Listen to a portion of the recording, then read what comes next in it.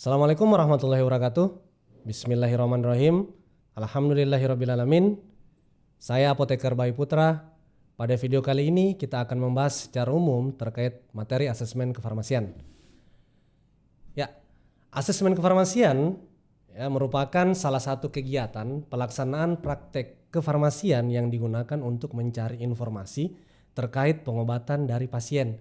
Pencarian informasi dilakukan melalui suatu kegiatan yang disebut dengan visite bersama dengan tenaga kesehatan lainnya seperti dokter dan perawat.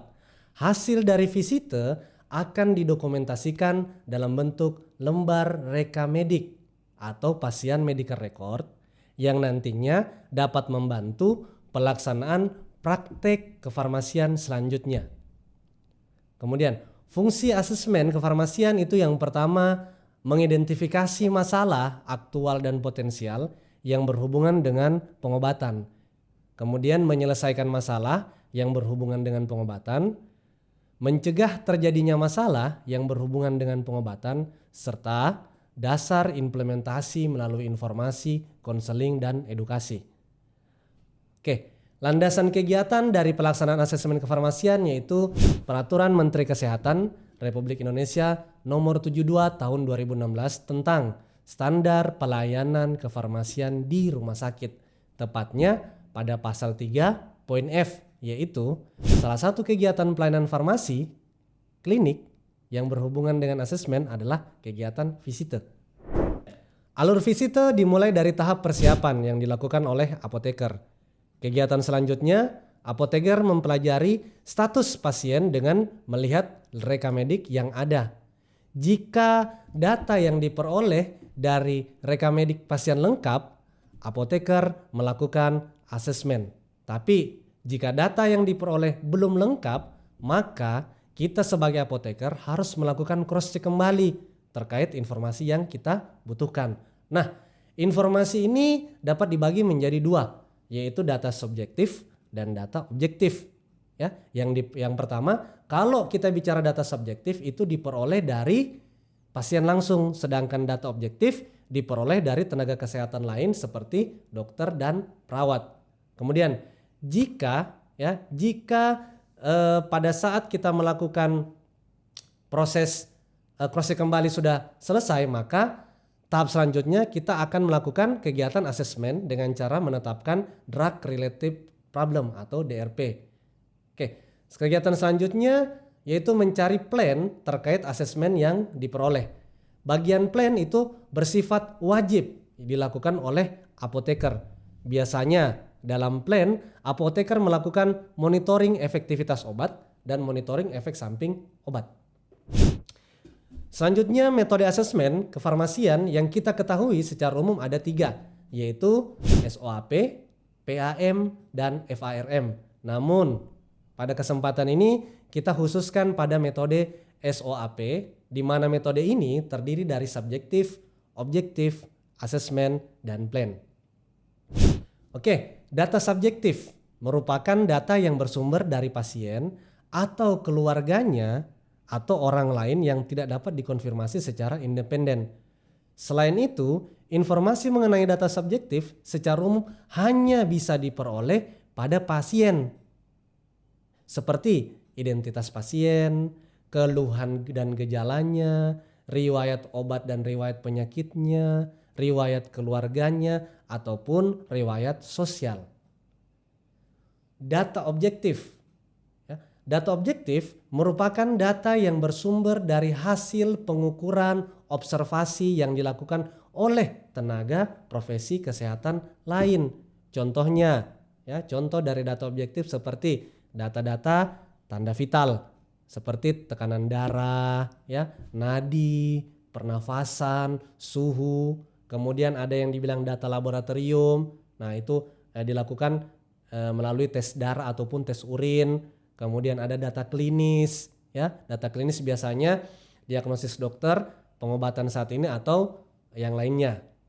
Nah, selanjutnya asesmen. Asesmen secara umum merupakan analisis atau interpretasi dari data yang terkumpul kemudian dibuat dalam suatu kesimpulan yang terdiri dari beberapa masalah yang perlu segera dilakukan tindakan. Nah, hasil dari asesmen ditulis pada lembar rekamedik berupa DRP. Ingat, perlu saya ulangi kembali bahwa asesmen ditulis pada rekamedik dalam bentuk DRP.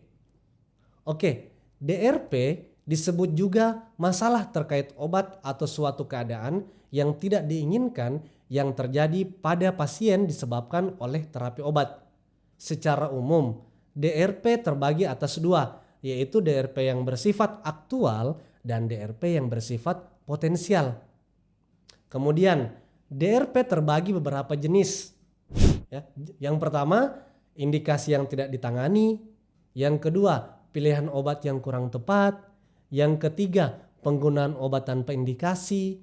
Yang keempat, dosis obat terlalu kecil. Selanjutnya, dosis obat terlalu besar. Selanjutnya, reaksi obat yang tidak diinginkan. Terjadi interaksi obat. Dan yang terakhir, pasien gagal menerima obat. Baik, untuk poin pasien gagal menerima obat, biasanya terdapat beberapa alasan seperti ketidakpatuhan pasien ataupun keadaan ekonomi dari pasien serta alasan yang lainnya. Selanjutnya kita masuk di plan. Plan dapat diartikan sebagai tindak lanjut dari asesmen atau DRP yang terjadi. Saya ulangi, tindak lanjut dari asesmen dan DRP yang terjadi. Plan biasanya terdiri dari dua bagian, yaitu solusi dari DRP dan monitoring yang harus dilakukan.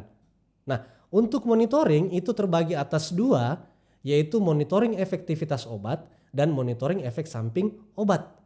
Dalam melakukan monitoring, kita sebagai apoteker perlu memiliki pengetahuan dalam melakukan kegiatan tersebut. Seperti apoteker minimal harus mengetahui kondisi klinis dari pasien ketika sudah menggunakan obat, ataupun apoteker harus mengetahui tanda-tanda vital dan parameter laboratorium yang terjadi ketika obat diberikan kepada pasien. Oke, berikut ini form asesmen kefarmasian yang kami peroleh dari buku pedoman Visite Binfar 2011. Pada tabel tersebut terdapat semua parameter yang harus apoteker lengkapi jika ingin melakukan asesmen, seperti kondisi klinis yang terdiri dari data subjektif dan objektif, kemudian asesmen atau masalah terkait obat, kemudian plan atau rekomendasi dari asesmen yang terjadi, serta yang perlu apoteker ingat setelah melakukan kegiatan asesmen, apoteker wajib melakukan paraf atau tanda tangan pada lembar pemantauan SOAP. Demikianlah video pembahasan kali ini. Semoga bisa bermanfaat buat teman-teman sekalian. Saya Apoteker Bayu Putra. Sampai ketemu pada video-video selanjutnya.